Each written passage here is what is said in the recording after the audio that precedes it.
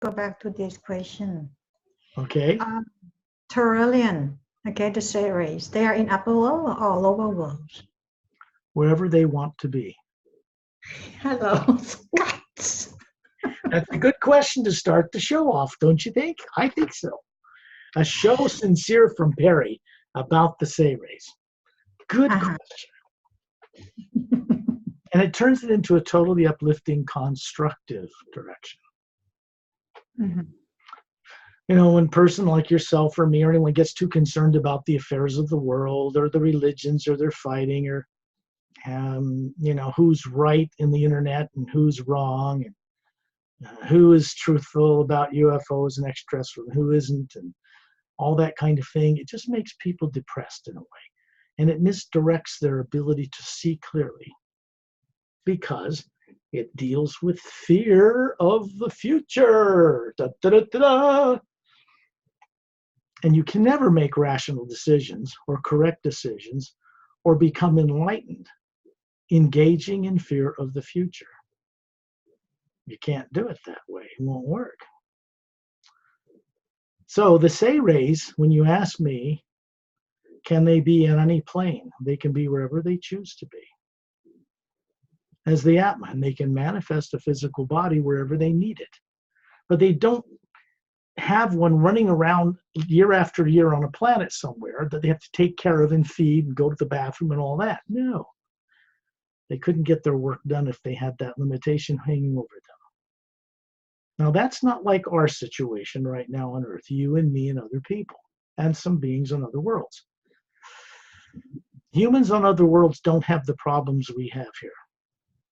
That's period. They are not the same on the other worlds like we are here. Many people on Earth just assume they must be, you know, pay taxes and have an IRS and be just like us and all that. No.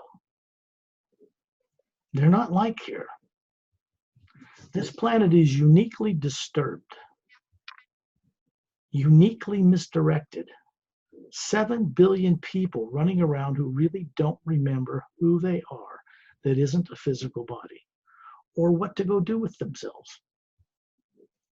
They think they're stuck on this earth because some divine power forced them to come here, like a dictator, put them in bodies with no memory and said, "Thou shalt learn something and then I might take you to heaven." They don't believe on this earth that they have the intelligence or ability to understand what the source is or to comprehend it. And this is not correct. It just flat out isn't right.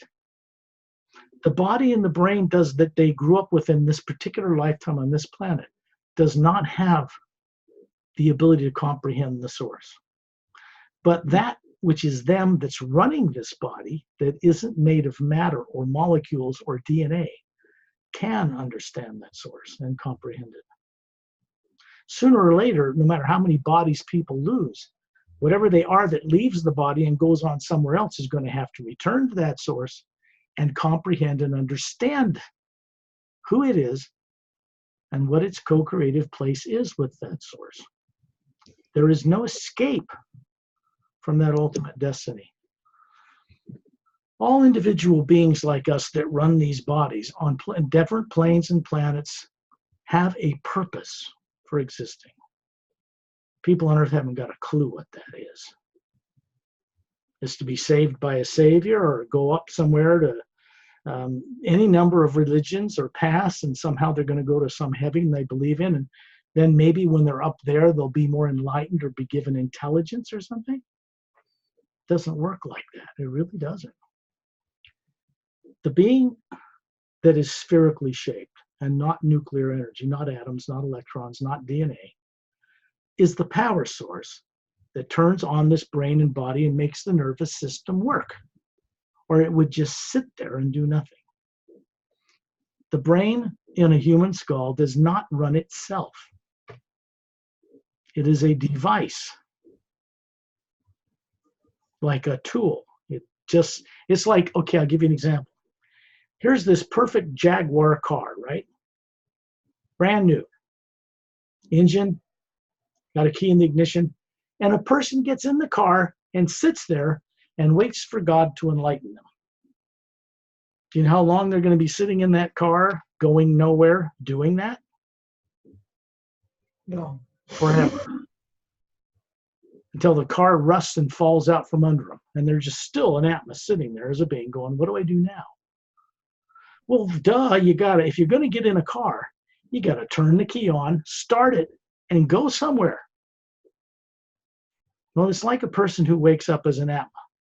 An Atma is an energy field and self-individualized being made or comprised of the same energy as the source, supreme being, prime creator, whatever you want to call it. The same, exactly. No difference whatsoever. On a smaller scale, it's like a drop of pure water, individual being, in a mighty ocean of that water. It's huge, it's gigantic, it's mad, it's infinite. So compared to the human consciousness, it's just unbelievably large. One of those little drops is supposed to be able to move around in that creation to learn by running bodies how to create new ways of doing things to help solve the bigger problems with that source. What are the bigger problems of the Supreme Being? How do we make the lower dimensions of time and space where good and bad and evil and good and all that stuff and all that Mayan illusion's been going on forever? How do we make it a mirror of the upper worlds where there is no negative nature at all? No negative emotions, no negative imagination. See, that's normal for an awake Atma. Negative emotions and imagination have never been part of the individual being. That was all created after. And everybody got stuck and trapped in all that stuff over billions of years. It's an experiment in eternity. All of us together are going to have to solve this problem in eternity. How do we retire evil as an experiment, the good, bad fight? What do you replace it with if you retire it, like the dinosaur? Our job as individuals, sooner or later, on whatever planet or dimension, is to recover who we are, who we were originally, and return to that source with new ways of doing things, to offer something back, not just say, God, give me, give me, give me, give me this and that and this and that. That's not our nature to be that way. That give me this and that is fear of the future. Fear of starvation, fear of not having money, fear of being on the street, fear of this, fear of nuclear war, fear of a meteor hitting the planet, fear of aliens, fear of growing old, fear of anything. Misdirects the consciousness of a person. And then they try to make decisions while they're in a state of fear, subconsciously driven fear. And they won't make correct decisions that way. It's impossible. It's a contradiction, just basic law of physics. Every action down here in the physical universe creates an equal but opposite reaction, and that includes feelings and thoughts. Imagination covers both feeling and what you imagine. They're tied together. Feeling that is childlike and wondrous and constructive is the power that brings into creation with this omnipresent field of energy which co-creates with us what you imagine in it. In the lower dimensions, it works almost on automatic. It will support and bring into reality whatever you imagine in it, good and bad or both at the same time. Scott, the difficult part of human on earth is we can hardly have like good imagination all time, you know, because with the fears and everything always come into only because you believe that. You grew up thinking this way. And all of your fellow beings around you, including your parents, think this way. How are you supposed to get free of that if your whole mass of people are busy putting out negative fear and emotions in the atmosphere all day, every day, 24 hours a day, all over the world? And you're expected to come here and make good decisions in that energy? Not if you're going to do it in collaboration with them, because then you're doing the same thing they are. And it traps you here, grounds you here, neutralizes forward momentum, stops it in its tracks. What is sad about this is that beings are doing it to themselves without realizing they're doing that. Because the things that motivate their decision making right now on Earth predominantly is subconscious implanted negative fear programs that affect their nervous system and their thinking. Subconscious means they're not aware what's influencing them. It's subconscious. And what I've been sharing with people for some years now is that the normal human being is not a body. Human or human is an Atma, a spherical energy, not a physical body like a human body. And it, in its natural state, does not have negative emotions and does not imagine negative things. That has to be influenced from something that they're not aware of, either subconsciously that they carry or in the entire atmosphere surrounding Earth that has every kind of nasty thing ever done to anybody still running around in the atmosphere since it was first caused. Because the ionosphere that surrounds a planet, think of it as a field of energy, will reflect radio waves off the curvature of the planet so that you can send a radio wave around the curvature of the planet, around the other side of the planet if you have a strong enough transmitter. Because it'll bounce off the ionosphere and go around the curve of the planet.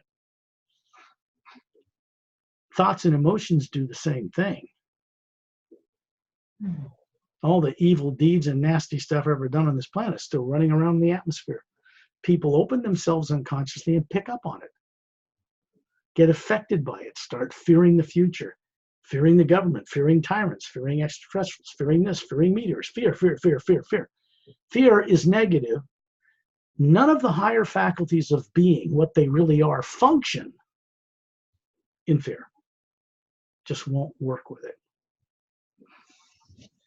So they have to discover how to turn that fear off or stop adding their attention to it by being aware that that's what they've been doing.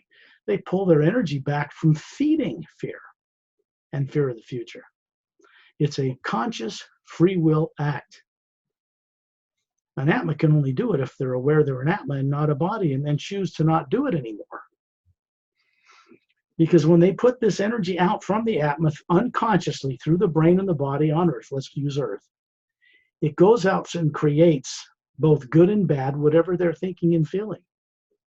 And the omnipresent field of energy, living force that people call dark matter in space, that doesn't act like regular nuclear matter and goes all the way through the planes, it is a co-creator with us. That means what we put into it, it will co-create that with us, good or bad, or both.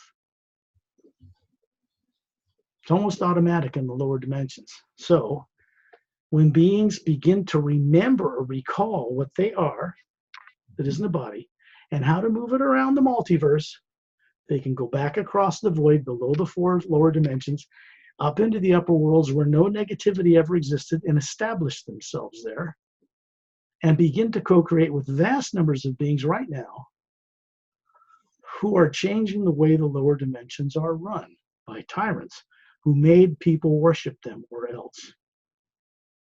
The source energy never requested or asked any of us to worship it, ever.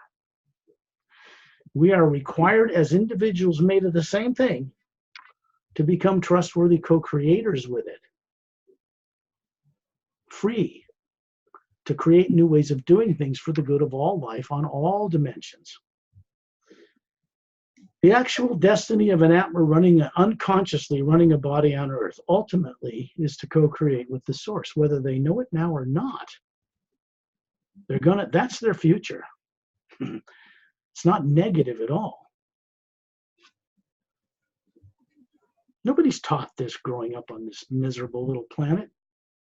I mean, it can be a wonderful place. Nature's beautiful here. But human beings living on it are not much above animals.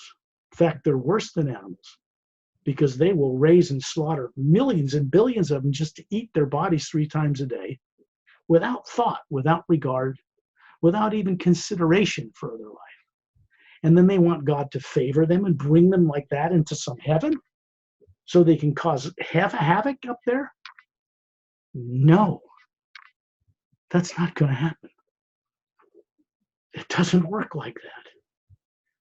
If people want to be brought to some heaven and be constructively contributing to it, they better wake up and become mature beings. And to do that, they have to respect all life. You cannot respect all life if you don't know what's running it. You can't respect a cow or a chicken or a fellow human being on this planet or life beyond this world if you don't know what it is that's running those bodies. Because if you think they're bodies and you can abuse them like you wish, you yourself are abused in life by the omnipresent energy people call divine spirit. Will simply create their own negative passions and surround them with it. The purpose of that in the old experiment of evil was to teach people why they shouldn't be evil. They haven't learned that. They don't learn it. It's a failed experiment. It does not work to teach beings to behave. They just get revengeful and angry and pissed off at each other and themselves, and it doesn't work. So you see, this old experiment of evil has to be retired like the dinosaur, and it has to be replaced with something that does.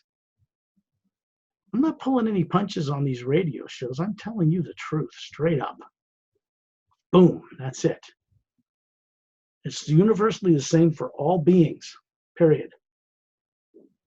And all beings, whether they're unconscious on Earth or awake on Norexlum, have a hand and had a hand in creating the experiment of evil and the way things work in the lower dimensions. Why? Because what we are is not made out of nuclear matter. It never came into existence in the planes and dimensions of time and space, which means we're from the source, older than time and space, and we're responsible collectively for the way things are. Bitching about it on Earth won't change it. Never has, never will. Co-creating a change in awareness and consciousness with vast numbers of beings who are all moving in this direction now will change it. All we're doing is helping people recover who they are so they can co-creatively agree to go with this movement, this change, for their own good. So this planet and its people on a physical level can join other races and play among the stars and be trusted out there. People on Earth as they are today cannot be trusted in space outside of this solar system. And they're not going to be trusted the way they are, which means we're not going to go play among the stars to any advanced degree the way we are on this planet right now. Can't even get two countries to get along here. They're going to take that nonsense out and throw it on other people, barf it up on other people, self-righteously thinking that our way's better than theirs or something. Those people are not stupid. Collectively, they have an organization in just half this galaxy. It's like nearly 500 million spacefaring worlds. And we're going to go out and put our trip on them, our religions on them, our false beliefs, our misdirection, our anger, our hatred, everything else? No, we're not. This solar system is quarantined, not by people on Earth. And it's a good thing, because if it weren't, people on Earth would have already blown this place up in nuclear war many times. We're not alone in the universe. If we were, we'd all be dead now on this planet. That's a fact. It's history. This is what happened. Just because it's classified doesn't mean it didn't happen. Just because you're not told that our launch computers were shut down from space so they couldn't have a nuclear war doesn't mean it didn't happen. Trying to be very strong about this, but in a kind way. I mean, I'm not angry. People are very, how do I put it, on Earth, they're committed to not wanting to acknowledge they made a mistake in how they believe and how they think. And if they're really honest with themselves, they realize while they're alive here, they're really not making much progress. They're really not getting free. They're going to wait till they die, and then hopefully they'll be taken somewhere and saved or given some kind of super intelligence after they leave this life. There's no guarantee that any of that will happen. Better they wake up and have greater intelligence as an Atma running a physical body, a real human being, and know what the original first word or sound behind all creation is. It's not in a book. Better they know that while they're alive, so they can go and meet with beings who will help set them free, who are not on this earth and not even in physical bodies, that can help them really recover. They need it. I mean, people on earth first need to recover who they are before they can advance further as beings. They need to remember who they are and what they knew before they were born here. Duh. Of course. Right? Atma. It knows all this stuff. It's got all this in its memory. It's just been suppressed out of fear. Yes, but not that easy. Well, nobody ever said it was easy. Hey, if anybody ever told you it was easy to get born on earth with no memory, think again. It's anything but easy to get born here and not remember anything. Scott, but may I share with my experience? Since we do shows together and I have my own experiences, you know. I mean, this is just for me. This is what I've learned about, maybe it's difficult, about cells, DNA. This is what I have learned. I'm starting to recall, you know, this is my great experience. So I would like. Are you telling me that you have the intelligence to know such super cosmic stuff right here on Earth as Pari? Well, maybe Pari's brain doesn't, but Pari, the being who gets out of her body now and brings this enlightenment back to the brain that never learned it, that Pari can know this stuff. You're onto something.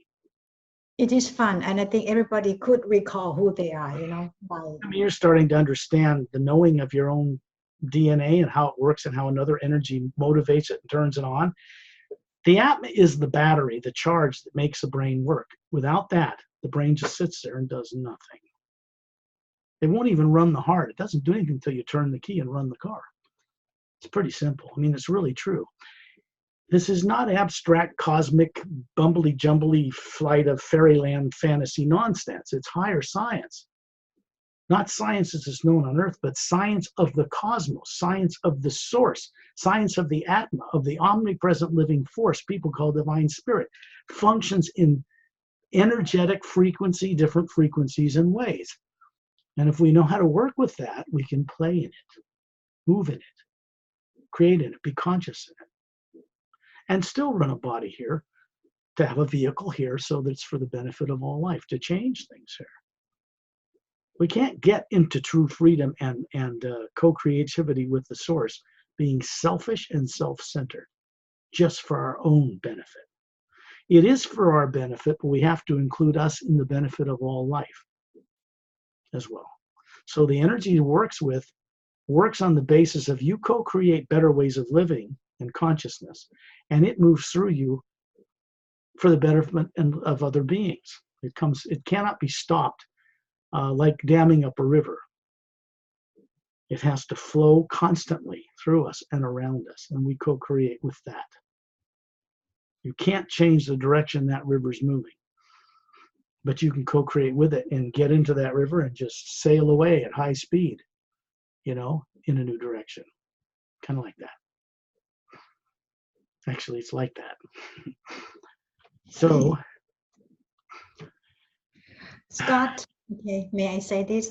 Because some of our audience want to get the Atma image. Where can they get it from? It's right on the cover of this book. It is proprietary to this book. If people think this was cheap or free for me to create this, pay an artist.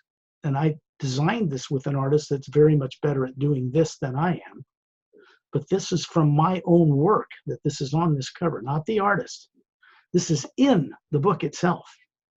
This is Atma. That's what the individual being or soul looks like. It has a structure, a white core that extends out through the spectrum of light to yellow, to orange, to red, to green, to blue. And here it shows white, yellow, red, and just for the luminosity of this image that gets yellow again, but it's actually going into blue, to green, to blue, to violet, to lavender, to violet, and then this golden energy field around it that comes from the source is a new ray in this primary energy The energy that's in space between planets that supports galaxies and other dimensions is not black like the Hubble telescope shows people. When you see pictures of all these galaxies out there with all these colors, the black looks black to human eyes on Earth because human eyes can't see the higher frequencies of light. The light that supports and surrounds other planets is actually a brilliant white light, a golden white light. It has a sound to it that permeates all creation. Beings like us can telepathically tune into that, not the brain in one of these bodies, okay? This is Calum, that's Melina. She's got pale blue skin. None of these people are from Earth, although they're hovering on disks above planet Earth 100,000 years ago after the poles flipped, destroying Lemriel, most of Atlantis, and new land masses rose up to take their place. Quite a violent affair. And he's having these people, including this little Etta here, who's a Dren, silica-based, he's not carbon-based, he's not from Earth, loving, telepathic, has little dexterous hands and feet like a human, flies through the air, evolved on another world with the ability to defy gravity and fly through the air as an organic creature. And this is the doorway into the fifth realm above the void, known to certain esoteric groups on Earth. And this, whatever this is, has come down. This guy's raised this staff and it's opened a door. This is Calum's ship here. They've left it to fly on these things. And there he is introducing them, these guys, to this. At this point in their lives, they don't realize that something is hovering above their heads that looks just like that on a smaller scale. So this image is right on the front cover. It's not for people to duplicate, sell, or make money from it. That would be quite illegal. This is copywritten in the Library of Congress in Washington, D.C. So is this image. This is the Atma. People want to use it for their own benefit, that's fine. But they aren't given permission to sell it or trade it around the world. Get the book, they'll have it on the front. They could actually focus on this image when they're in a contemplation or meditation and gain benefit from it. Because it's what they really are, they've been made to forget. Does that answer your question? Okay. The Emerald Doorway is book one of the Parallel Time Trilogy. Book one, not novel one. It's based on my direct experiences traveling out in the multiverse, meeting other beings for the benefit of people on Earth, ultimately. So the other book that's out there that can help people have their own experience with remembering who they are is this one, The Seres Agenda. This is the planet Saturn in our solar system. This are the rings that surround that big gas giant planet. And they're made of ice, size of a skyscraper or smaller. This mile-long cylindrical ship with a blue anti-gravitic light around it has a control bridge on each end. These disc-shaped Scout-class ships with 3 semispheric pods underneath with their own little blue anti-gravitic light around them are entering this ship in the midsection. They don't open through a launch door and go in the ship. They change the molecular time rate of makes up the matter of their ship electromagnetically and then move it right through the molecules of the hull of the ship to land inside it. There's no open doors in this vehicle. This is stationed in the ice rings of Saturn right now, permanently for now, to protect us from destroying ourselves, basically, and to keep tyrants who were on Earth, who have been sent away, from coming back here. The problem with people on Earth now isn't that tyrants are misusing them or Illuminati or hidden governments. They're all misdirected people. And most of them know it. They were lied to get old, antiquated extraterrestrial technology after World War II. They made an agreement with a bunch of tyrants and regretted it ever since. So we got this sudden technology out of nowhere that we did not earn. It was imported to this planet illegally by people who wanted to take over this planet. Tyrants from other worlds don't come here in massive ships and blow up all the cities and kill everybody. That's Hollywood. They don't do that. The real tyrants will get control of a hidden elite, the most arrogant, egotistical people on the planet, and control them without their consent or awareness, and misdirect them to control elected leaders and get them to control the people, so they can keep everybody working, get resources shipped off-world in exchange for old ET technology. That was the biggest mistake anybody made on this planet. And they didn't do it of free will. They were manipulated against their better judgment to do it. And they've been trying to get out of that mess ever since. This book is about what's happening and is happened out in the universe, even in higher dimensions, that has changed the most benevolent races out there to be aware of people on Earth for the first time, to care enough to want to help liberate people on our planet, because they realize that everybody on Earth is an extraterrestrial. We did not originate on this planet as human beings. No race ever evolved on this planet from a primordial soup or from dinosaurs that became fish that went to men or all that nonsense. If that ever happened, it didn't happen on this Earth. That happened out in the galaxies billions of years ago. Human beings in this form are very old. This is not a new form. People on Earth have twin-stranded DNA, and some of the genomes that make up that are shut off. They're switches. So no wonder people can't use their higher faculties here, remember. They inherit a body long ago that's passed down genetically, shut down genomes, which people used to call junk DNA. Now even on Earth, they know it's not junk. They just know it's turned off. And they're trying to understand how to turn it off and on. You want to get rid of cancer, turn on a certain gene. Cancer goes bye-bye. You want to live 1,000 years, turn on a certain genome that says you live 1,000 instead of 80. It's genetic science that runs these machines. A human body like this runs at 98.7 degrees Fahrenheit. And there's an Atma, me, that runs not just this form on Earth, but a life I'm living in the astral, one in the causal, mental, etheric planes, 4 major divisions above the physical universe, 144 parallel dimensions of matter in the physical universe alone. All the galaxies you see with the Hubble telescope, there's 144 levels of that. And then there's an astral plane. It's big. That's just unimaginably large compared to a little human being. Now the Atma, what makes it up is energy, is not made out of any of that. It's not nuclear. You could put a hydrogen bomb underneath an Atma and blow it up. The Atma wouldn't hurt it at all. Blowing up an atom or releasing energy in an unstable isotope doesn't affect the Atma. Kill bodies, but not the Atma. The Atma is spherical. Have you ever noticed that suns and moons and planets are round? Why aren't they like people floating around?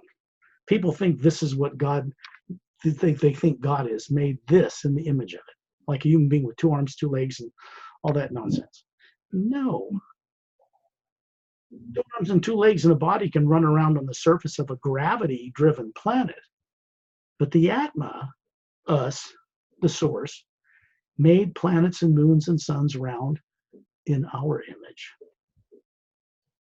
Get it? This should be common knowledge on Earth, but as we all know, it isn't knowledge at all on Earth. Nobody I've run into on this planet, other than the people I assist to recover it with help from friends from off-world, know any of this anymore. And they need to know this to know how to navigate their ship free in freedom and true free will. So people on Earth, and this goes for everybody on Earth, classified what people think the Illuminati are and royal families and all that and all the mass of people, are living as physical beings, and they're not. And they're making mistakes about everything they're deciding to do for the collective good of all people incorrectly every day, because they're trying to make it from a brain and a body they grew up in one lifetime. You're going to make nothing but mistakes trying to do that. Tyrants know that. They want to keep people stupid. You can't blame the governments and Illuminati or any of those people, because they were even more heavily repressed and misdirected than you were. Or they wouldn't do what they do. It means that people on Earth are functioning not in free will. They think they have free will, but if you look at the way this world is, does it really look like people have free will here? No.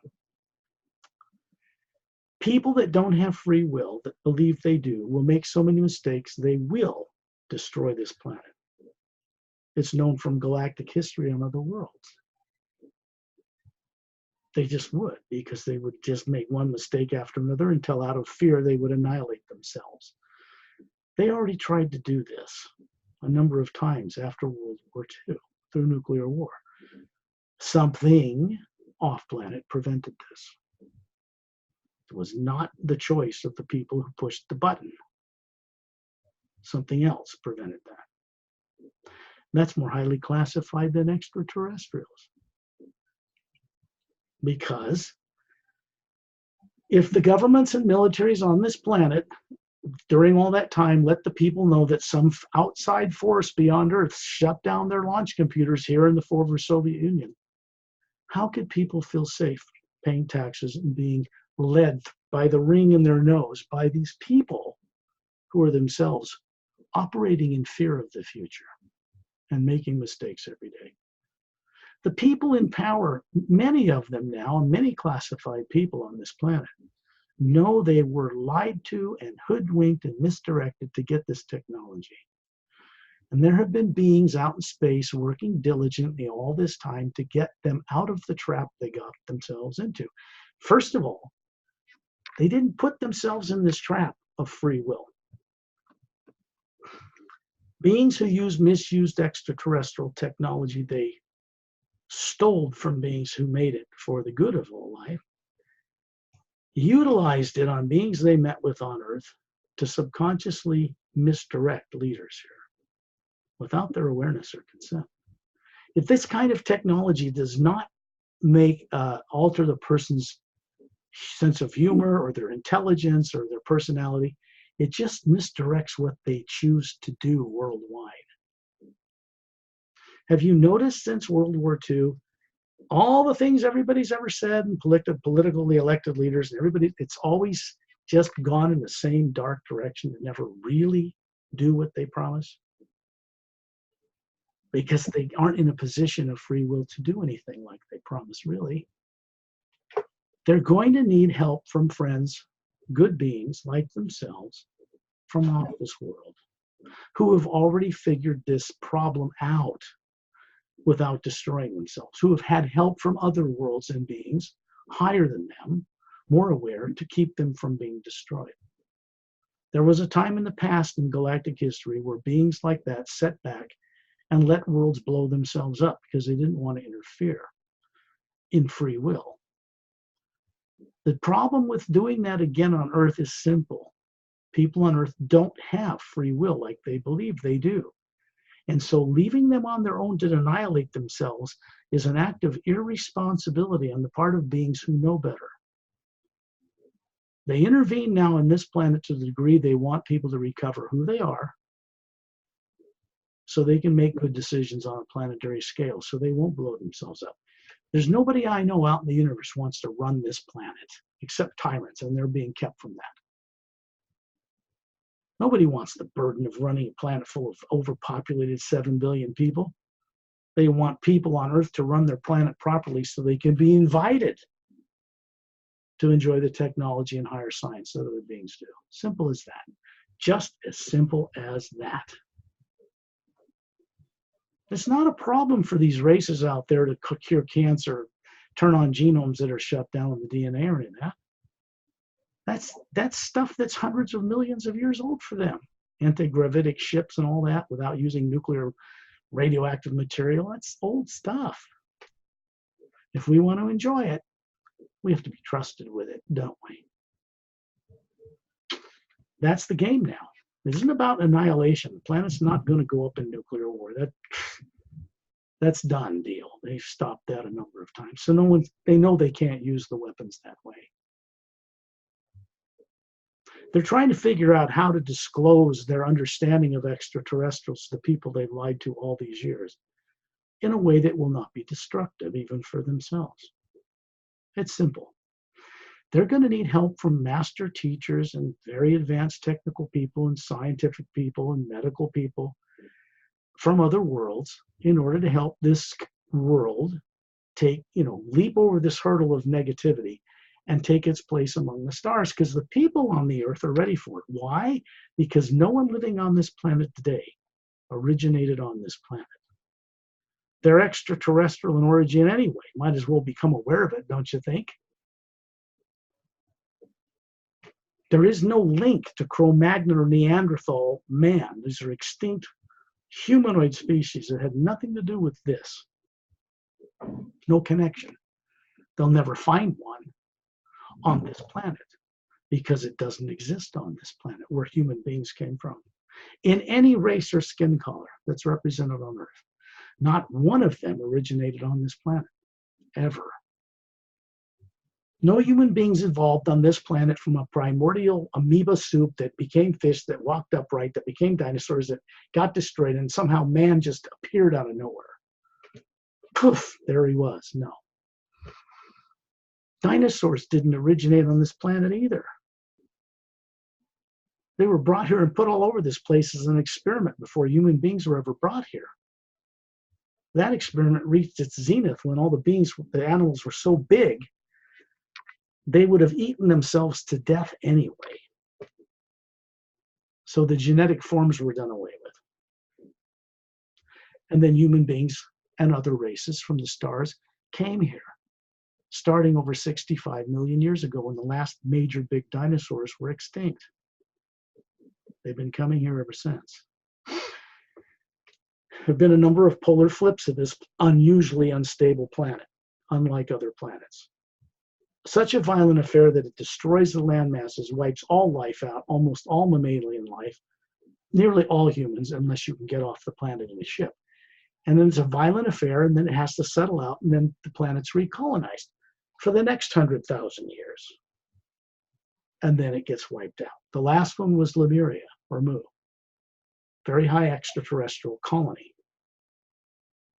There were other little colonies of some tyrant races under treaty that was started 500,000 years ago, where they could bring their slaves here and do some research but not really interfere in the evolution of the planet, which means no one race from the stars has ever been allowed to dominate this world, good or bad.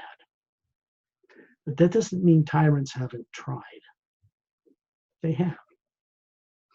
So I want to make that clear to people, because somewhere in their being, not this awareness is in them, and it needs to be awakened in them. If they're really fervent religious about what they think the Supreme Being is without really knowing it, because they don't think they can comprehend it, or a particular representative of the Supreme Being, then it's better that they have actual direct experience with what they are that they so blandly call soul. Just speak it out of their lips without knowing what it is. I'm this soul, I'm this eternal being. They don't know what it is. They have just faith to believe in something someone tells them from outside themselves to believe in. That's okay, but faith should lead to experience and knowing. So if the omnipresent energy I work with, that so many vast numbers of other beings do, not from this earth, to connect into the omnipresent energy field that co-creates with us in the right way. As people begin to work with that, it recognizes them. And as they begin to co-create properly in their imagination, it begins to create the way out of this trap they've gotten themselves into. It begins to recognize their potential. What will they do when they're set free to be a co-creator with the source? Probably wonderful things. You got 7 billion unconscious people that never originated on this planet. thinking they're a body, wondering if there's life on other worlds. You can't get any more closed down than that. The only way anyone can go from here is up from there. And that means recovering, what they are that is not physical matter. It is energy, and it has a function and has a structure. But it isn't made of protons and electrons and neutrons or any of that. The matter, the molecules that make up time and space in all the 4 lower major dimensions and the 144 parallel dimensions in each one, each vibrate at a separate molecular time rate. So you have this one we're aware of vibrating all at the same rate. The molecules in this body vibrate at the same rate. The stars and galaxies in space all vibrate at the same rate, so you can perceive them. The molecules that vibrate in the next parallel dimension, still in the physical universe, vibrate at a slightly higher frequency. And they are separated from each other. You can move between them, even in ships. All 144 of them in the physical universe, if you're advanced enough to know what you're doing. To get into the astral plane, very few races have ever been able to create vehicles that can molecularly change themselves up to a whole nother level of matter, like the astral. Only the Say rays that I know of have done this so far, and they don't even use ships anymore. Long ago in galactic history. So when beings want to visit the higher dimensions, they just go out of their body as to what they really are consciously and go there. Visit the body they have there because they're running it anyway. How many people do you know on this earth, Pari, know they have a body on one body on each of these 5 major divisions below the void? Only people who watch our shows, I guess, Scott. There are religions on earth that teach about these different dimensions. Kind of, sort of, with a whole lot of tyrant gods mixed up in between it all that they must worship. And they'll stay stupid doing that forever. Because those beings who have propped themselves up as the supreme being, below the void, down in the lower dimensions, etheric, mental, causal, astral, are tyrants. And they trick people and get them to reincarnate so they can be worshipped. This was allowed for a very long period of time. And now what's coming from the upper worlds down through those beings is altering them. So they don't operate that anymore. It isn't about destroying the lower dimensions. That's been done before several times. And rebuilding them, sticking the Atmas back in, see if they can get it right. The same old way, the experiment of evil. It doesn't work. Never has. It's a failed experiment. So, what matters is not what I say, as much as people having their own experience in the sanctity and privacy of their own pure being, recovering and awakening to this themselves, because they carry it. They've just been made to forget it. And most people are afraid of leaving their body. And how ironic that is. They're going to have to do it when the body stops functioning anyway. So they're terrified of leaving it until they die, what they think is a natural death. They're terrified of knowing what the other dimensions are while they're still alive here. Because they would have to change in most wondrous ways and still be running around on earth knowing who they are. That isn't one of these. That would change everything. Do you want real magic in life to come into a religious belief system? Those beings really wake up and it becomes a system filled with this living, omnipresent first sound behind all creation. The first word that is not a written book. It becomes a living, conscious thing. And anything that's illusion that is any way keeping them from knowing how to be a co-creator with the source will be dropped away. Because it's in the way of their ultimate destiny for why they exist. Okay. I suppose by now we should go on a journey. Yes. These journeys that we do are really not different. Well, they are very different, but they're not different in how they start out.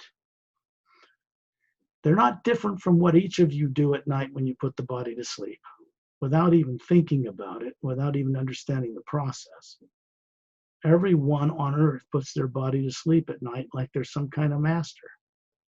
A complex process that requires that the pineal gland in the center of the brain secretes serotonin and makes melatonin. These things make the body work on automatic, keep the heart working, lungs working, blood circulating, brain alive with oxygen while you are out every night. Nobody's taught anything about this growing up, so they don't even put attention on it properly to bring back awareness of what they're doing. The Atma that they are does not know it's an Atma, and it goes out every night and plays around the universe, just bumping into phenomena everywhere. It's just not structured, because the Atma doesn't remember what it is.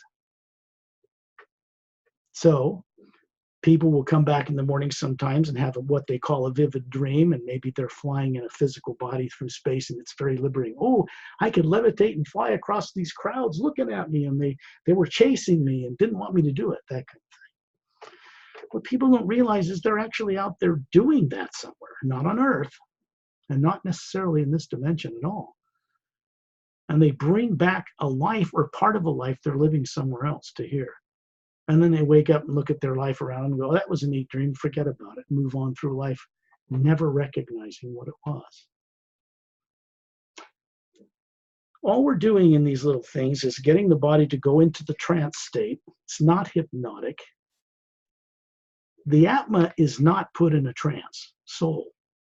The body is put on automatic, so it will breathe and be safe while you're out exploring. That's the trance for the body. It just means automatic. We suppose we could use another word, because people think trance means like hypnotism, or they're hypnotizing the being themselves, and this is not the case. What is happening is the body is being put to sleep, but the being, hearing my voice because it's telepathic what I do, stays alert and awake while the body goes to sleep. And then we go out on a journey beyond the earth, out of this body, and explore waking up who we are. And then we bring that awareness back to the body and download it into a brain that never had any of this programmed into it while you were growing up. So the physical form you have on earth becomes more enlightened. It creates a higher IQ, a greater ability to know and understand things. I work with the hue, which is the first half of the word human, a word that was not created on this planet.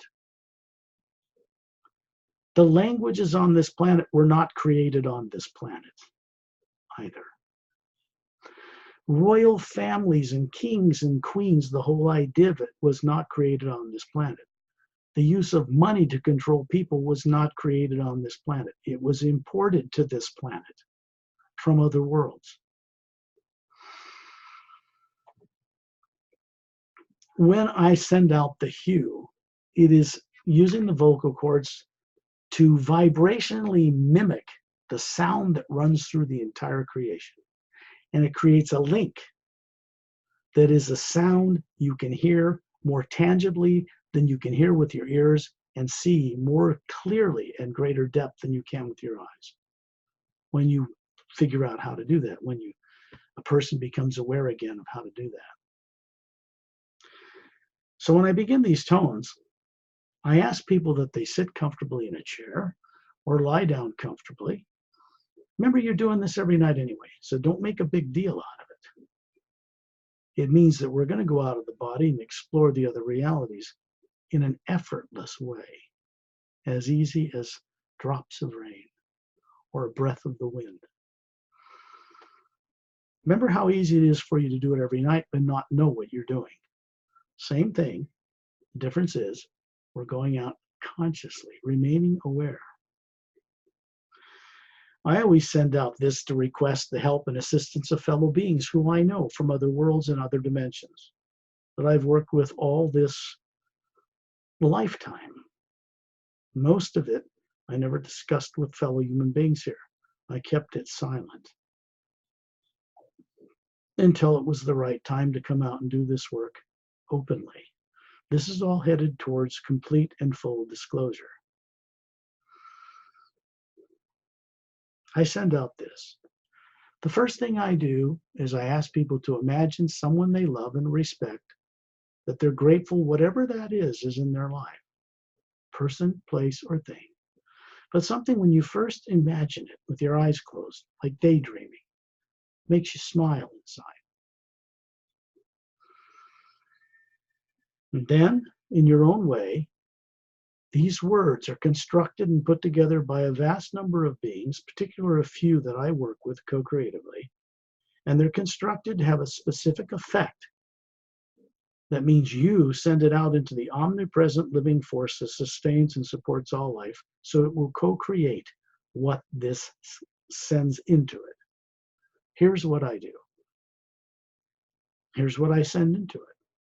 Safely show me deliberately hidden truth on a grand multi-dimensional scale, and the much greater knowing of the expansive love within it. If you really contemplate on those words, you'll see what it's asking this omnipresent force to do with you. And if you don't ask this of it, it won't do it with you.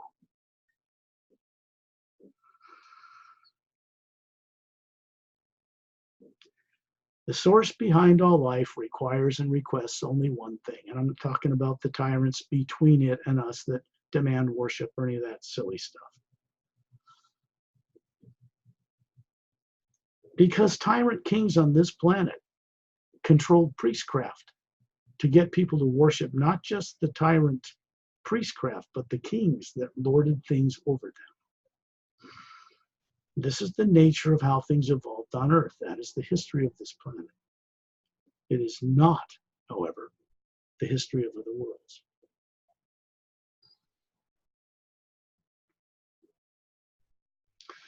I begin these tones in a series of ever-escalating tonal frequencies for the purpose of getting your body, assisting you to put it in the trance state called sleep, just like you do every night. And then I address the bodies you're not aware that you have. For the most part, most of you aren't. That's living a life in each of these other dimensions, astral, causal, mental, and etheric. And we get them to go into the trance state called sleep. So the spherical being running all 5 of them can be withdrawn and go on this journey as a whole being. While the forms they're living on these planets are safe, asleep, fine.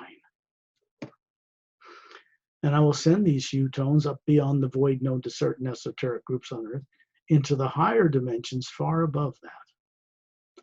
Because up there, the energy is pure positive. There is no cause and effect. There is no negative emotional or imaginative characteristics there whatsoever. The source itself requires only one thing of us, and that is that we respect it, each other, and all life in the grand multidimensional creation. All life. We are meant to come into that state of conscious awareness and then begin to consciously co-create with it. This is our purpose, our destiny as human beings. I'll begin these tones now.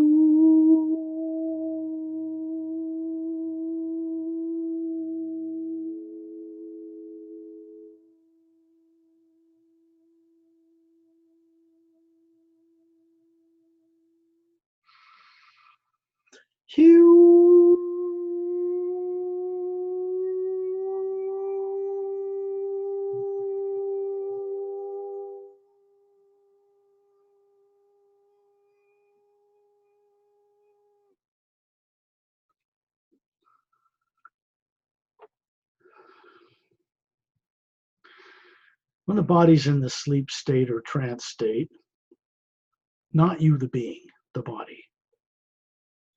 Be clear about this. The brain and the body are off. The eyes are closed if you're doing this for your own benefit.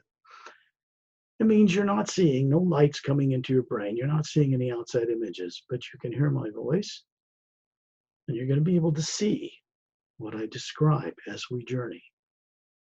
Same as you would in daydreaming on Earth, looking out a window because you're bored with what you're doing.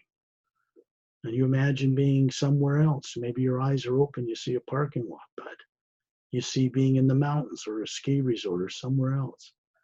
You close your eyes, and drift off.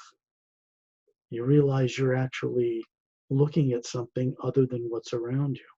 The brain is not seeing that. There is no motion picture camera or projector screen in the brain cells or in the nervous system in the brain that can do that. It is not designed to do that. The being running that brain that is spherical with a white core and many layers in a spherical shape is what sees that.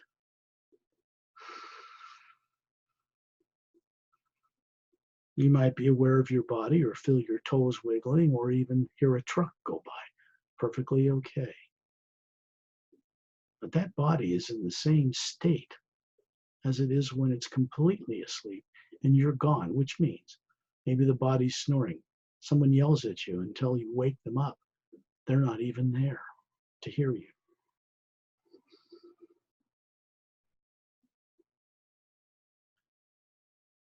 Imagine your toes, your bare feet, wiggling down into emerald green sand. It's emerald green. It's made of polished fine emeralds that make up the grains of sand on this particular beach. And it glows with a foot of green light, and you can feel this soothing your feet. you actually can see your feet, your bare feet down there. And this is a physical form made of energy, looks like you, perfectly healthy. Whatever problems you have in life are not part of this energy body. That's about 36. I don't care if you're 6 years old or 106. The energy form you will utilize to feel and sense and see other realities is a projection of a physical body made of energy. And if you look down at those toes, that energy will start to move up your ankles and up your legs, soothing. It's cooling and warm at the same time. And as it moves up your torso and up your head, you lift up your head smiling because it feels good. And you look up and you see a sphere of light with a white core, maybe 2-3 feet across. And then there's a layer of these teardrop-shaped lights, all luminous, that kind of becomes a yellow area. Then it becomes more of an orange area, next layer, and then red, and then green, then blue, through the spectrum of light to lavender, to violet. And there's a white golden light radiating around it, coming from the white core of your being. That is what soul looks like, the Atma, the real you. It is the same in its structure as the source itself. When you look around where you are, you can see a crescent-shaped emerald green beach. See, how would it be? I guess out this way. Yeah, we're back here, and it goes out this way. And as you look out over the ocean, you see blue-green ocean water, luminous. It's very highly charged.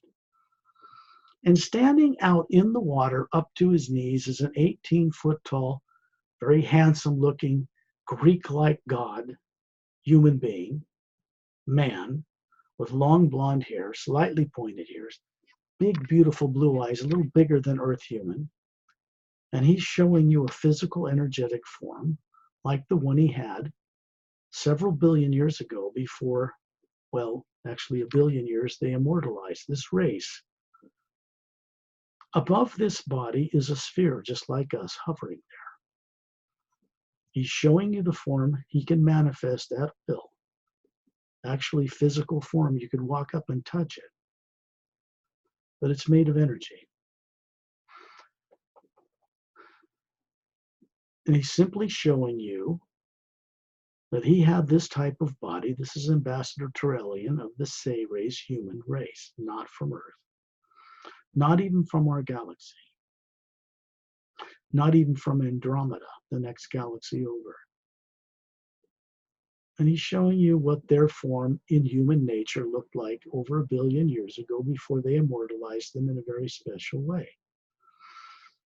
They dematerialized the structure in energy, the DNA pattern, and stored it in one of those teardrops out in the violet layer that surrounds them as a spherical being. When they need a body, they can go anywhere in time and space and beyond time and space instantly without the laws of physics held over their heads, because the form they move around in is not nuclear in nature. And then when they go some planet or go some journey or come here with us, they'll manifest a form to teach, to show us what things are possible. When you look at your body and you look down at your toes wiggling in that comfortable green sand, and you look up and see the Atma you are hovering there, and then you look down from the white core of your being at that body looking up, smiling at you, you recognize that both are you. The body is in this particular world, in that green sand, so it can feel and sense and smell and see things, which it transmits to the white core of the Atma running it. Remember, the Atma is not made of nuclear material or matter. When you look at this half-moon-shaped curved beach, you can see a number of other beings wiggling their toes in this green sand. Myself, about 36, Pari, a master teacher from another world who comes to Earth a lot, named Master Ramu, another one named Opelum with pale blue skin, about 6 feet with long silken black hair, slightly pointed ears, and emerald green eyes. And you can see a number of other beings that have joined us on this trip who are also experiencing this radiant emerald green sand. The sand is charged with an energy that has to do with recall and remembering. It has a certain white light, golden essence moving through it that helps people recover what they were made to forget. It helps people remember who they are that isn't physical matter and never has been. And it does this in a practical, safe way so that when you're on Earth, your life unfolds in a more expanded, brilliant way. Your IQ goes up through the roof, intelligence grows, fear starts to drop away. One of the first phenomena. What you used to be terrified of concerning the future just doesn't affect you anymore, or very little. This is good, because it means you're beginning to put out imagination and co-creating things which will only be of uplifting benefit to all life, your purpose for existing. You look inland, the back of this curved beach, and you see a white moss-covered path that goes straight back about a mile and a half or so. And you see a white marble floor, maybe 100 or more feet across, surrounded by tall, 4-foot-high lavender grass. And it's sitting back in this jungle of these tall, majestic palm-type trees and big prehistoric-looking fawns and beautiful 4-foot-high flowers. And you look up, you're looking down the path, and you see some birds coming flying down from the top of the jungle trees. And they hover like a hummingbird right in front of you in several rows, several dozen. They have long V-shaped split tails. They look kind of like a blue jay, but they've got 2 sets of bird wings on their back. Like a dragonfly has 2 sets of wings. And these wings are fluttering very fast like a hummingbird, so they can hover in the air. You hear a little hum. And they have these beautiful, big, bulbous blue eyes. And their bodies' feathers are like rainbow covered. And the colors are blended very smoothly, so they're just very beautiful. They seem to you to be very intelligent. And they begin to sing with vocal cords, this genetic type of bird. And they begin to sing the hue that I did at the beginning of this journey. And it sounds like thousands of men and women's voices singing the hue on different dimensional levels in perfect harmony. It's very beautiful. They're greeting us. When you look more closely, you will see a spherical Atma hovering above each one, running those bird bodies. They're doing this to gain the experience of what it's like to be a bird. But birds with photographic memories, highly intelligent, vocal cords, they can talk with you. They have language. They are not human. And this is not planet Earth that you know about. Where we are right now on this beach is on planet Earth, but in a third higher parallel dimension at a faster molecular time rate than the Earth you're familiar with.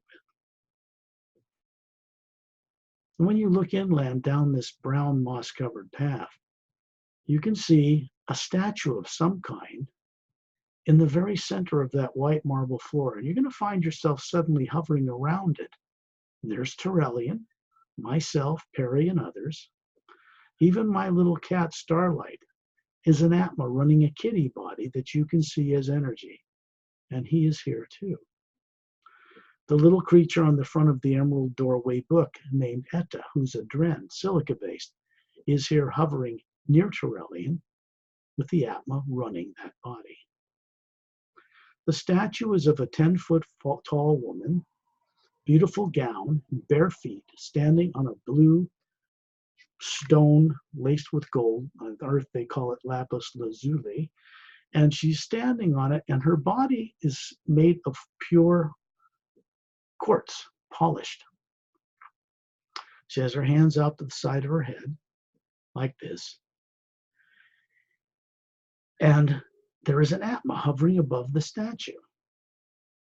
and 2 sets of big wings made of quartz crystal behind her back, as if she was an angel, but she's not of an angelic order. This just means is symbolic for the Atma hovering above this statue, its ability to fly freely through the multidimensional universe. When you look into this statue, you can see she has long silver hair, almost as if a person is standing right inside the surface of the quartz, moving and looking at you. She has violet eyes, beautiful woman, longer fingers and legs and toes and stuff than we have on Earth. She's 10 feet tall. She's not from Earth. And this hair that's long is like silver metal, but you can tell that it's soft to the touch. She has a gold band around her forehead with a emerald-cut, teardrop-shaped, faceted emerald stone glowing, and her hands held out to the side of her head have glowing light around them. When you look down this moss-covered path back to the beach where we were just a few moments ago, you can see that this charge in this sand is coming from her hands. When you look through this stone in her forehead and that gold band, you can see the actual woman the statue represents standing in a huge green energy, right up in the air, no ground under her. No wings, just the long silver hair, violet eyes, elegant, dignified, mature, about 36, ageless. And you find yourself suddenly with Torelli and myself and all the people on this journey inside this green energy field. It's actually an interdimensional doorway or portal, the stone. So we're now in an interdimensional way station, and she's standing in the atmosphere to greet you. She is from a race called Zeontranamus. It's on a planet Zeontranamon 1, which is on 180 degrees on the other side of our Milky Way galaxy. This body she's showing you in this green energy field is more than 3.5 million years old, unaged. You will see a person appear beside her, a male, a little taller. This is her mate, and he's showing you a body form like hers that's also more than 3.5 million years old. They are simply telling you that genetic science, the understanding of running and changing the genomes on DNA, was mastered by them a very long time ago. The way they immortalized their bodies was to keep them unaged, so that they would be consistently able to represent their leadership to beings that comprise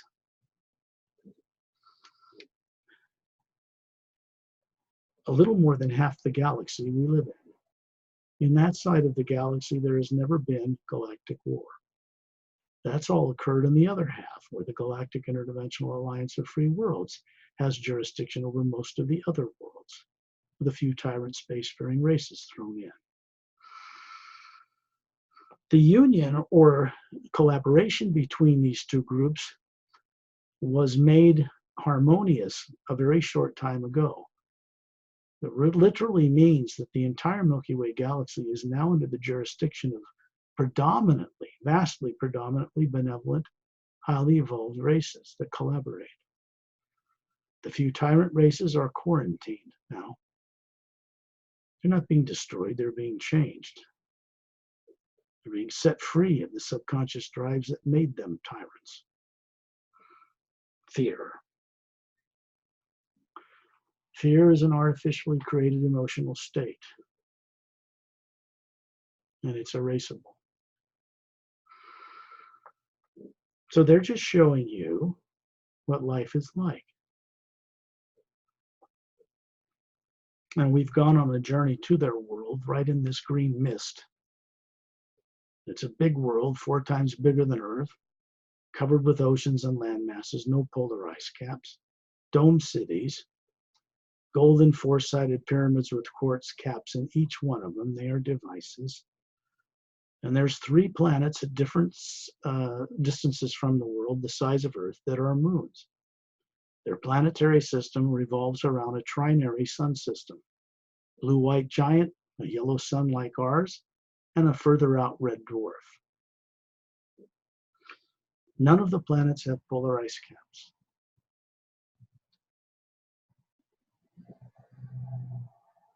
you're going to find yourself suddenly hovering high above the atmosphere of Earth in this parallel dimension in space. Turelian is kind of in the center, and we're in a circle or two around him. There is over 200 other beings joining us, men and women. They're showing you physical forms from different human and humanoid races, some that are more bird-like but bipedal with arms and legs, some like a lioness type thing, a lion, tall, regular arms and legs with retractable claws, very powerful warrior class of people, but kind, nice, not bad guys, and the Atma hovering behind them. They were invited here from Turelian. They are from the Galactic Alliance near the core of our galaxy, and some of them are master teachers that reside on different dimensions above the physical universe. And they are in a circle around us, just observing. What is, I don't know, surprising to them is that people from Earth like us, as suppressed as we've been, as unconscious, can actually get out of their bodies, go into these wonderful journeys, and invite them to go with us, because we end up usually going to a place called the U Expansion Ray Academy, which is between the 5th and 6th dimensions, above and beyond the void known to certain esoteric groups on Earth who believe there's nothing beyond this void. That is incorrect. There is a great deal beyond that void.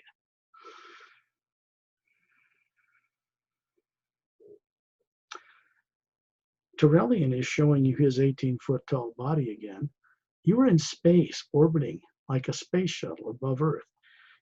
The Earth you're looking at has no polar ice caps. One big continent centered over the equator that rises up about a third of the way below the North Pole and goes to the right half of the hemisphere. Then it comes down about a third of the way from the southern pole, covers the entire half of the planet. On the other side is another continent centered over the equator, 2/3 its size.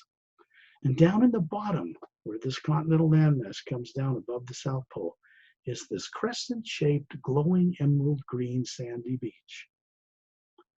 We were just there. When you look over in space and see the moon, this moon has no polar ice caps and is full of oxygen atmosphere, clouds, and little dome cities, 5 of them on the front side, and people walking inside or out on the landmass. It's turning on its axis like it should be as it moves around the planet Earth.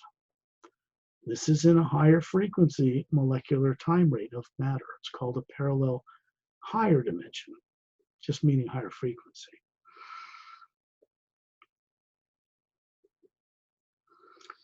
When you look down on that landmass, you can see appear in glowing golden letters for a moment before it fades, Lemriel, or Mu. And on the backside, you can see right through the planet, because you're an Atma, you can do this. The words Atla, or Atlantis.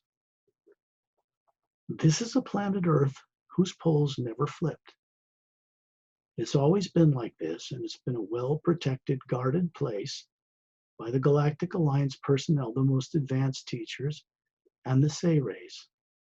Nothing of any negative nature has ever been on that world, in that green sandy beach, around that statue, or anywhere else on that planet. Beings and craft from the Galactic Alliance land near a dome city, inland further from the statue, standing in that white marble floor. And you can see this from space, like you have telescopic photographic lenses. And you can see that brown moss path continues on the other side of the statue and winds its way up a mountainside and ends at 3 blue circular landing pads with 3 scout craft parked on it. It's a huge clear dome covering a city with a big lake in the center, 3 4-sided golden pyramids in the background with quartz caps, and a little mountain range, a semicircle around the back, with waterfalls cascading down it for the aesthetic beauty and enjoyment of the people who work there. There's little white marble roadways and little ivory-colored dome dwellings out in the countryside. It's not overpopulated. To the right of this domed city, there's a single snow-capped mountain. And up near 2/3 towards the summit is a cavern, and out of it is roaring a blue-green luminous waterfall that's dropping thousands of feet down a straight cliff face. It disappears behind the dome in a blue-green forest that surrounds it. Above the waterfall cavern is another oval cavern with little dome lights going into it that goes into the interior of the mountain. Going through that will take you from the third parallel dimension on this planet Earth that doesn't flip its poles to a particular extraterrestrial base established in 1908, built inside the hollowed interior of Mount Shasta in Northern California. It is in a frequency that cannot be detected or penetrated by people on Earth. No one's going to do anything to them. It's the beings that have operated that base that have kept us from having nuclear war. So you see, we've never really been alone. And you're in space, remember that, still orbiting above this planet. And you look out and you see, at first you think is black in the background of space, Earth and the moon and the sun and black. But now, as the Atma, you can see much higher frequency of light. And you see that that black void is a white golden light, filling everything between all the stars in the galaxy, out into space between other galaxies and upward into other dimensions. The white core of our being is comprised of that energy too, but it comes from a much higher dimension, a much higher frequency of that energy.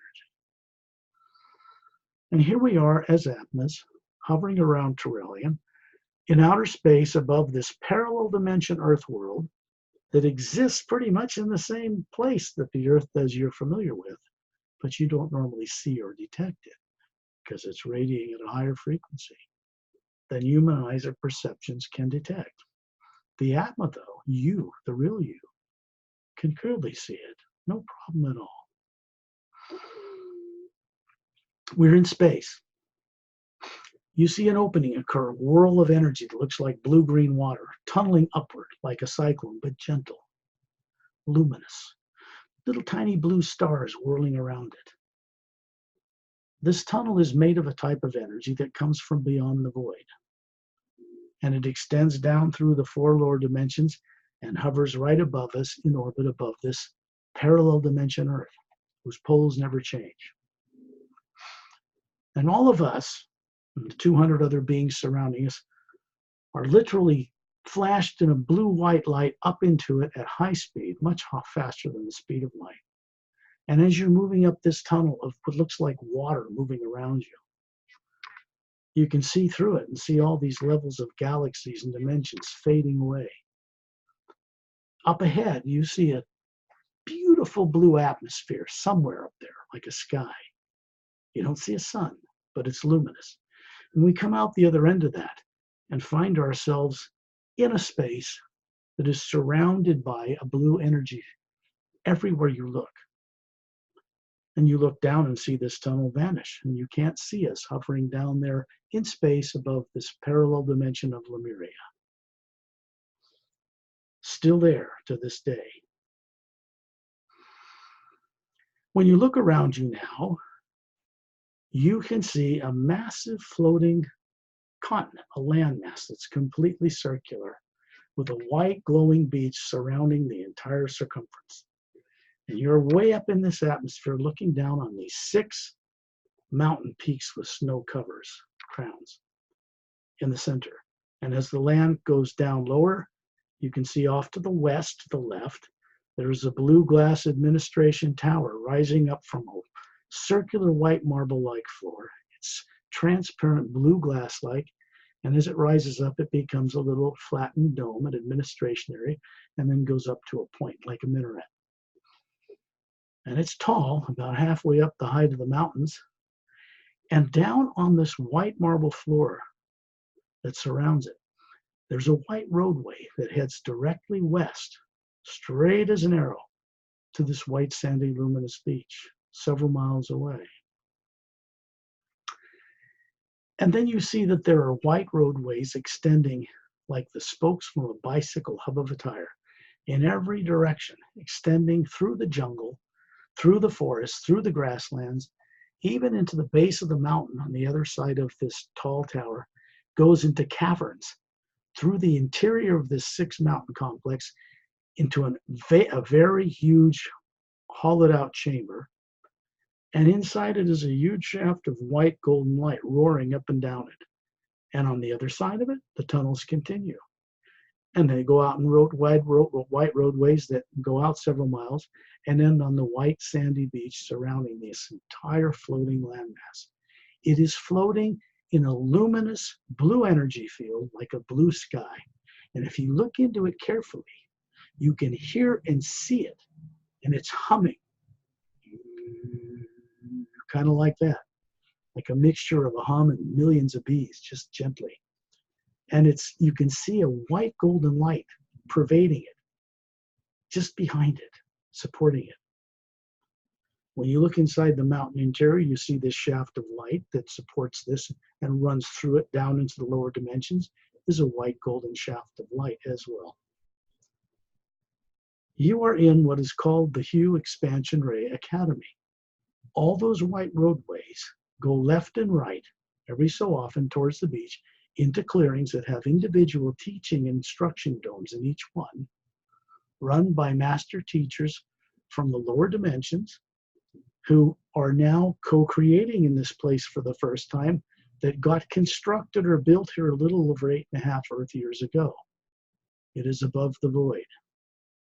It is designed for beings to come here to co-create new ways of doing things, to retire evil as an experiment in the lower worlds and replace it with an energy that motivates all Atmas running bodies, not only to remember who they are, but to intentionally create new ways of doing things that will only be of uplifting benefit to all life. And you are hovering in this blue energy, and you can feel like you're breathing it in, and it's passing through you out the other side. And as you breathe out, it moves right through you, as easy as breathing. And you can sense that it's connected to the white core of your being, hovering there as an Atma. And then you see your physical form appear, standing out in front of the Atma you are, about 36, radiant, perfectly healthy, standing in this energy field. Doesn't need to breathe oxygen. It is energy. And you can hear this sound. You can see the light that surrounds you.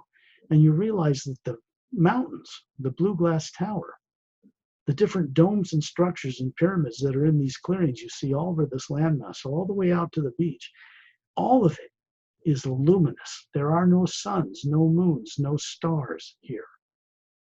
Things work differently up there. This Hue Expansion Ray Academy, as vast as it looks, all the universes of time and space below it would appear to be as a small cluster to what this place is. Energy here is not part of time and space. It is not nuclear in nature. It is energy and living, but it's not what people on Earth yet understand. They're heading in the right direction down there, beginning to realize that there's energy behind molecular matter that doesn't work according to the laws of physics quite. So in the CERN Super Collider or Hadron Collider in CERN, Switzerland, they just named it the God particle. Maybe that's appropriate, but they don't understand it or how to work with it. They just know it's there. So the black void of space, the dark matter, scientists call dark matter, they know now it's full of energy, packed with energy. It only appears dark to physical human eyes. It really isn't. And it is a medium through which Atmas have telepathic connection. And that connection goes all the way back to the source. What's important aren't these words. What's important is that each individual on Earth today recover their own knowing certainty about this. And you look down below you, and you will see a vortex of blue-green water forming right in the basin of these 6 mountain peaks, whirling downward. And we move down through it, this whole collective group of beings. kind of like we're revolving like stars around a galactic center. And we come out and find ourselves hovering above this Earth, all the way down in the physical dimension. It has this continent over the equator, no polar ice caps, a living, live, oxygen-filled, atmosphere-covered moon turning on its axis. And then you see it change before your eyes, and all that's happened is the molecular time rate's being lowered. So you see what's in the same place, Earth with polar ice caps like you're used to seeing, the continents you're familiar with, and the moon with craters all over it, no atmosphere. It does not turn on its axis as it moves around the Earth. You see the sun, and you look out in the so-called black void of space, and you see it as a white golden light filling everything. It is not made of nuclear matter, and when you look out at the billions of stars in our galaxy, you can see them clearly in this white golden light because they are made of matter. You can see both.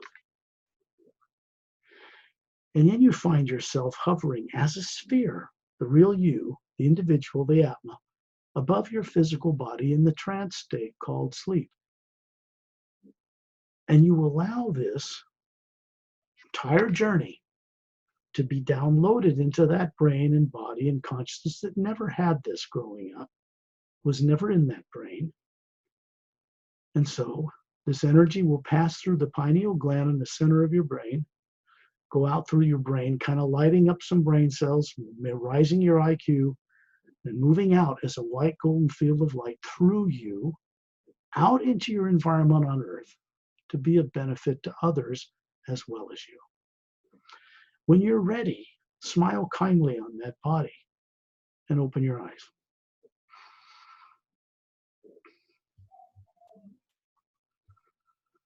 Okay, thank you, Scott. Better journey. This is how this works. I'm spending a lot of time, you're welcome, focusing on things close to Earth, but getting them above the void and coming back here to give them a way to get familiar with how to see things in other realities, how to remember that they're capable of doing this. When the body's off and the brain's turned off, just alive and working, it is the Atma that sees all this, not the brain. The brain cannot see into other realities. Only the Atma can do that, the real person. And this helps people recover that they once knew this somewhere long ago. So I will say good night to everybody. And also in this book are techniques in the back, one for the prologue and all 29 chapters, working with the hue about how you can go into recovering deliberately hidden truth. It's experientially based. Consider these books interdimensional doorways on Earth, because they are. Okay, thank you. So we see you again next week for Awaken Hidden Truth. Thanks for having the courage to do this, Pari.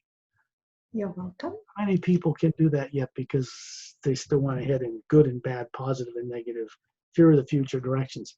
To do something other people are not doing on Earth takes courage to step beyond how you grew up. And that's what you're doing. So I want to thank you for that. Okay, bye-bye.